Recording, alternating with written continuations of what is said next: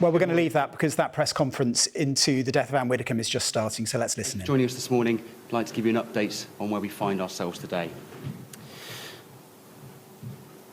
Our investigation into the death of 78-year-old Ann Widdecombe has continued to develop over the past 24 hours. Shortly after 9 p.m. on Saturday, the 11th of July, a 28-year-old white British man was arrested at an address in Rotherham, South Yorkshire, on suspicion of the murder of Miss Widdecombe. We were supported by officers from Counter-Terrorism Police North East and South Yorkshire Police who carried out the arrest on behalf of Devon and Cornwall.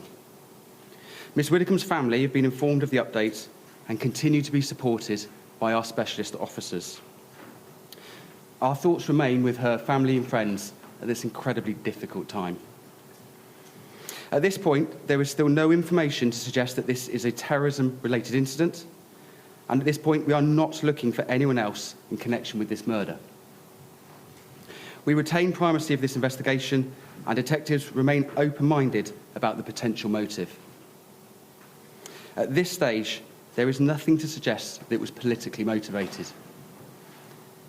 A cordon is still in place as officers continue inquiries at the scene, and we anticipate that this will be the case for the next few days.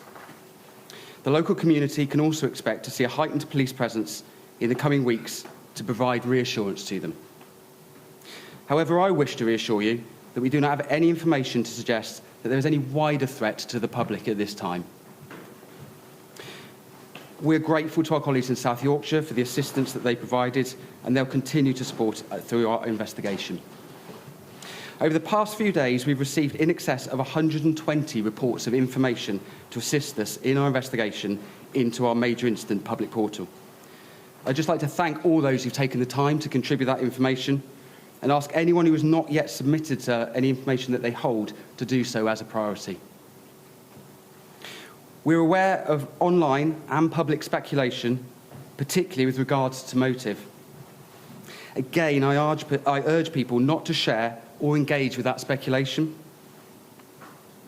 It's unhelpful, it doesn't aid our investigation, and particularly it's distressing to the family and friends of Miss Widdecombe.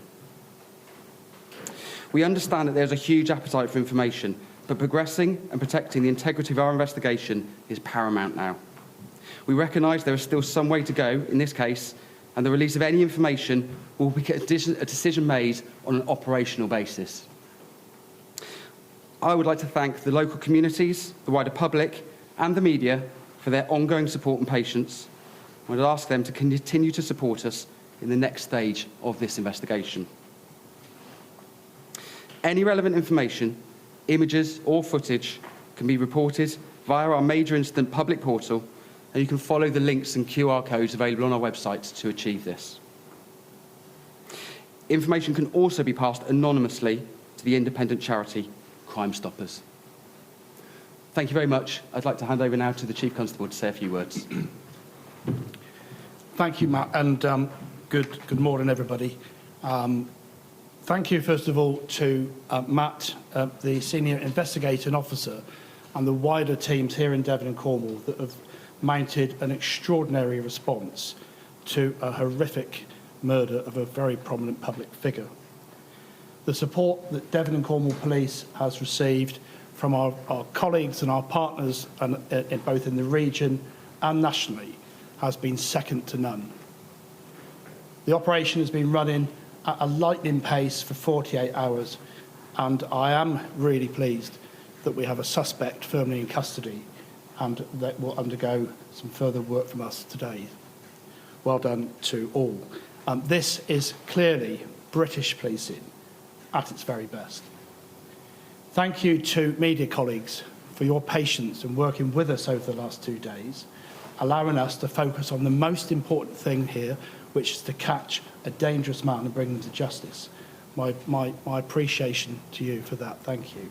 And finally, my thanks also goes to the public in giving us the information that we need to progress this investigation.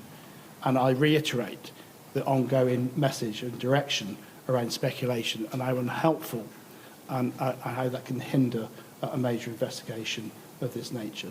But thank you, everybody, and thank you to the teams.